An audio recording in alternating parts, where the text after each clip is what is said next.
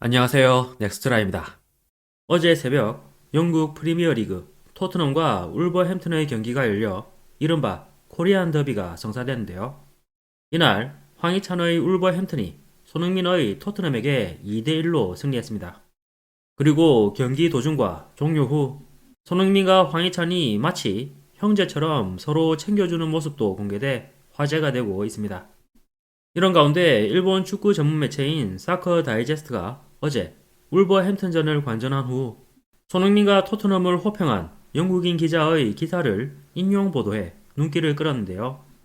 스티브 맥켄지라는 이름의 이 기자는 웨스트햄과 사우샘프턴의 유스에서 뛴 경험이 있으며 대학 시절엔 축구 장학생으로 미국에서 공부해 1989년 전미 대학 체육협회 주최 대회에서 우승한 경험이 있다고 합니다. 그리고 현재는 에디터로서 폭넓게 활동 중이라고 하는데요. 기사에서는 6월 18일 프리미어리그 25절 토트넘 대 울버햄튼 취재를 위해 토트넘 스타디움을 찾았다고 운을 뗐습니다. 최근 몇 년간 토트넘 취재를 하러 갔을 때는 팬들이 입고 있는 유니폼이 해리 케인과 손흥민으로 거의 양분된 광경을 봤었는데 오늘 경기장으로 향하는 지하철 안에서는 손흥민의 유니폼을 입고 있는 사람이 몇 명인지 셀 수 없을 정도로 많았다고 했는데요. 절대 에이스였던 해리 케인이 팀을 떠난 뒤 토트넘을 직접 취재하는 것은 처음으로 세계 최고의 스트라이커를 잃은 구멍을 어떻게 메우고 있는지에 특히 관심이 갔다고 밝혔습니다. 그러면서 올겨울 토트넘은 케인과 같은 포지션에 뛰는 티모 베르너와 계약했는데 베르너가 팀에게 무엇을 제공할 수 있을지는 시간이 알려줄 것이라면서도 그가 케인을 대신할 수 있을 것 같지는 않다는 평가를 내리기도 했는데요. 그리고 지난해 여름에는 제임스 메디슨이 가입했는데 그는 뛰어난 선수이고 경기에서 큰 차이를 만들 수 있다고 호평했습니다. 또 이렇게 선수의 면면이 바뀜으로써 히샬리송의 경우 자신의 특장점을 발휘할 기회가 증가하고 있다고도 분석했습니다. 게다가 올 시즌부터 지휘봉을 잡은 안제 포스테코글루 감독 역시 토트넘뿐만 아니라 프리미어리그 전체에 새 바람을 불어넣고 있다고 전했습니다.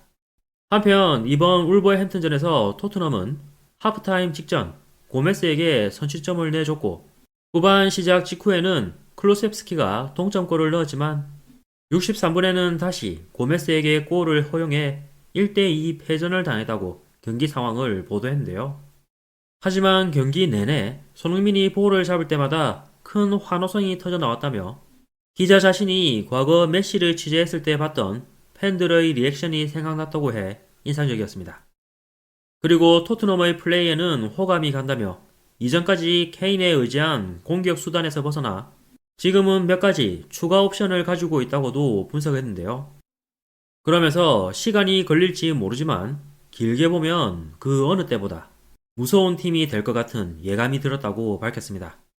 한편 일본 네티즌들은 손흥민을 호평하는 반응이 많은 가운데 일본에서도 큰 화제가 되고 있어서인지 이강인을 함께 언급하는 경우가 많았습니다. 일본 네티즌 반응을 보면 손가락 탈구는 쉽게 일어나는 일이 아니다. 손흥민은 위대한 선수이자 리더십이 있는 캡틴. 탁구를 못하게 한 것에 대해 폭력으로 대항했다면 꽤 위험하잖아. 둘 다 만나봤지만 사람으로서 호감이 가는 건 압도적으로 손흥민 쪽이었다. 동료나 관계자에게만 상냥한 사람, 팬이나 일반인에게도 상냥한 사람 등 여러 유형이 있지만 손흥민에 관해서는 확실히 후자라고 생각한다. 손흥민을 편들 생각은 없지만 이기는 것에 대한 동기부여가 높은 것이 손흥민. 인간성이 어떻든 시합 전날 식후에 탁구를 치는 것을 허용할 수 없는 기분은 알겠다. 옥신각신한 후 대부분의 팀 동료들이 강인을 빼라고 하소연했다니까 손흥민보다 문제인 건 이강인이라고 생각하지만 손흥민이 실제 어떤 인물인지는 미디어라는 색안경을 통해서만 알 수 있지만 단 한 가지 말할 수 있는 것은 손흥민의 인간성에 문제가 없다는 논조가 커지면 그만큼 이강인에 대한 역풍은 강해진다는 것.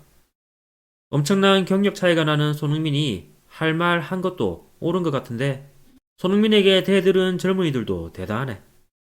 이강인은 확실히 문제가 있는 것 같지만 재능은 진짜.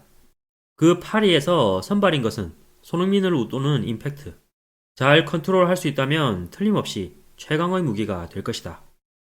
프리미어에서 골 양산하는 손흥민, 파리에서 한 골인 이강인이라면 임팩트 있는 건 손흥민이 아닐까요? 이강인은 파리에서 선발 선수인가요? 프리미어 득점왕을 차지한 손흥민 이상의 임팩트는 역시 시티나 레알에서 확실한 주력이라면 몰라도 아직 손흥민 이상의 임팩트는 없다.